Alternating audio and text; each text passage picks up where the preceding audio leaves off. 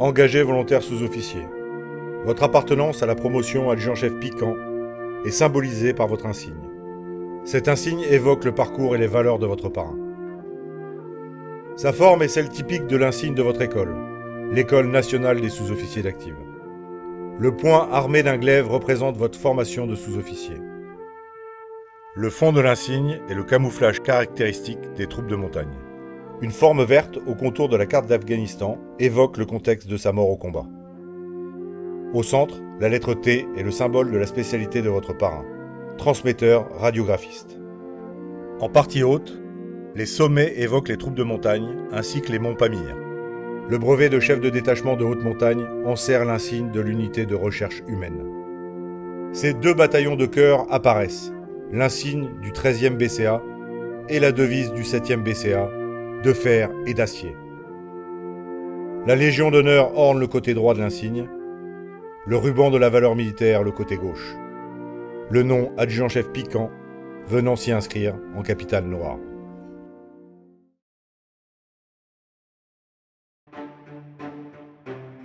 Laurent Piquant naît le 6 octobre 1973 à Avranches, dans le département de la Manche. Attiré par le métier des armes, Laurent réussit les épreuves d'entrée à l'école des sous-officiers d'active des transmissions d'Agen, qu'il incorpore le 2 septembre 1992. Nommé au grade de sergent en mars 1993, il obtient avec brio son certificat technique du premier degré d'exploitant radiotélégraphiste. Avide de vivre intensément, de se confronter au terrain, il choisit l'infanterie, passe le brevet d'alpinisme et est muté le 4 octobre 1993 au 7e bataillon de chasseurs alpins à Bourg-Saint-Maurice. Chef de station de transmission, le sergent Piquant est rapidement désigné pour servir en mission extérieure avec la force intérimaire des Nations Unies au Liban, de mars à septembre 1994. Sa première expérience des conflits humains nourrit le sens de son engagement au service de la France et l'amitié pour ses frères d'armes. De retour en France, il continue sa formation technique à l'école militaire de haute montagne, à Chamonix, en obtenant le certificat de qualification hiver, puis le brevet de qualification des troupes de montagne et réussit le stage de moniteur de mise en œuvre d'explosifs au Centre national d'entraînement commando à Montlouis. Le 1er août 1999, le sergent Piquant est muté au 13e bataillon de chasseurs alpins, le 13e BCA à Barly. Il est à nouveau engagé en opération extérieure avec le bataillon au profit de la force de stabilisation en ex-Yougoslavie.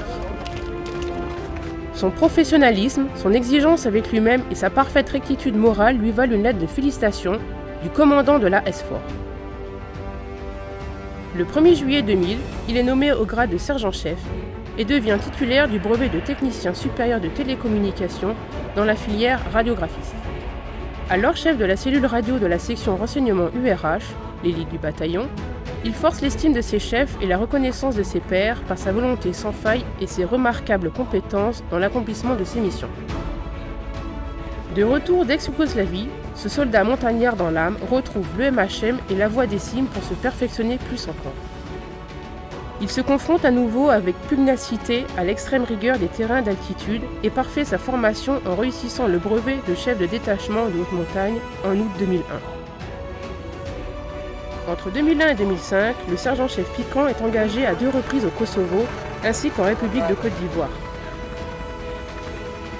Chef de cellule radio, analyste en renseignement, observateur au garde du corps, il a à cœur de mener à bien toutes les missions qu'il reçoit, avec le goût de l'action qui le caractérise.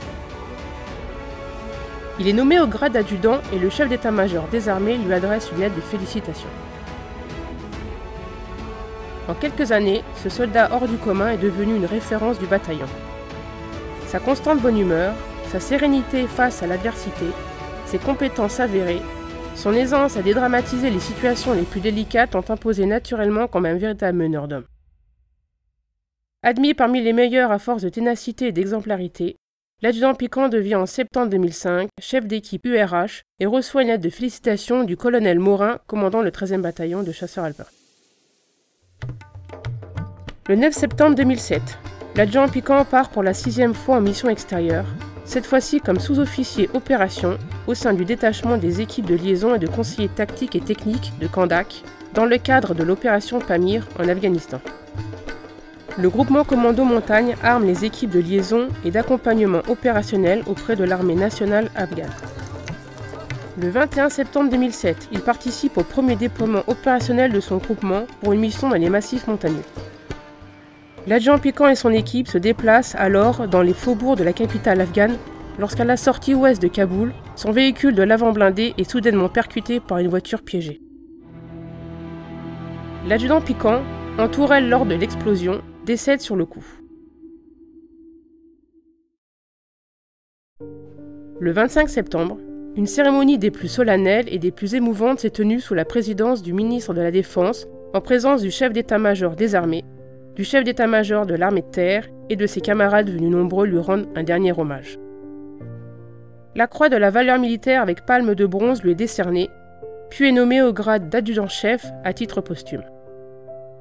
La plus haute distinction française lui est remise en élevant Laurent au rang de chevalier de la Légion d'honneur. Le ministre de la Défense a enfin souligné l'expression favorite de l'adjudant Piquant, se tenir au difficile avec le sourire, sinon avec courage.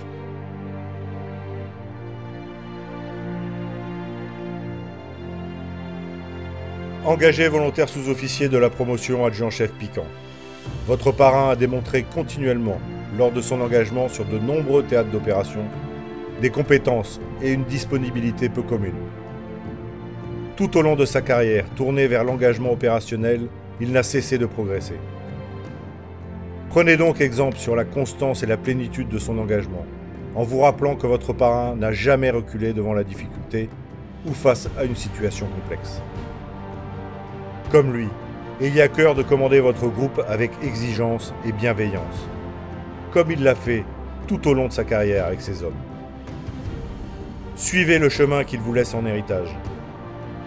Que sa mémoire résonne et vous guide tout au long de votre engagement au service de la France. Que son souvenir vous permette de triompher de toutes les difficultés qui attendent tout jeune chef.